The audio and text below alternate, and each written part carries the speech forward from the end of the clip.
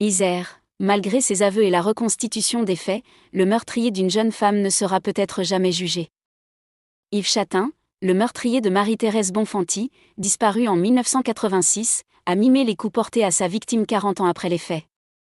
Près de 40 ans après la disparition de Marie-Thérèse Bonfanti, en Isère, son meurtrier, confondu en 2022 seulement, a mimé jeudi les coups portés lors d'une reconstitution du crime, a indiqué l'avocat des proches de la victime, confirmant une information du Dauphiné Libéré.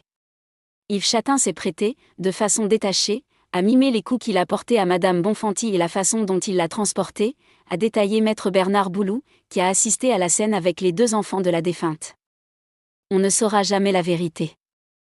Menée sous la direction de 2 juges d'instruction, la reconstitution a débuté à Pontcharrat, à une vingtaine de kilomètres au nord-est de Grenoble, où avait disparu la jeune femme de 25 ans, le 22 mai 1986, a précisé l'avocat de la famille.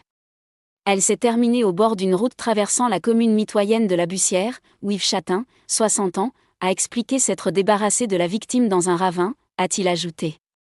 Cela a permis de relever certaines contradictions du mis en cause sur le déroulé des faits, on ne saura jamais la vérité, a-t-il regretté, tout en estimant que la reconstitution avait permis à la famille d'avancer un peu. Des aveux en 2022. Marie-Thérèse Bonfanti, 25 ans, avait disparu alors qu'elle distribuait des journaux. Yves Châtain, qui vivait dans le voisinage, avait été soupçonné puis relâché et l'enquête s'était soldée par un non-lieu en novembre 1987. Le dossier avait rebondi en mai 2022 avec une nouvelle interpellation de ce dernier, qui avait finalement avoué avoir étranglé Marie-Thérèse Bonfanti et caché son cadavre.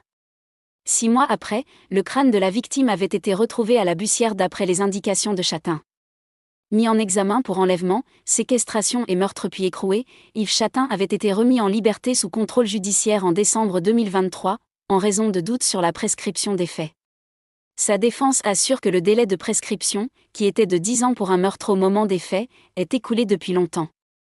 Mais pour maître Boulou, le compte à rebours commence au moment des aveux et non du meurtre puisqu'auparavant la jeune femme était simplement portée disparue. Le 18 juin, la Cour de cassation doit à nouveau se pencher sur cette question, susceptible d'avoir un impact sur d'autres, cold cases, ces crimes qui restent longtemps, voire toujours, sans élucidation.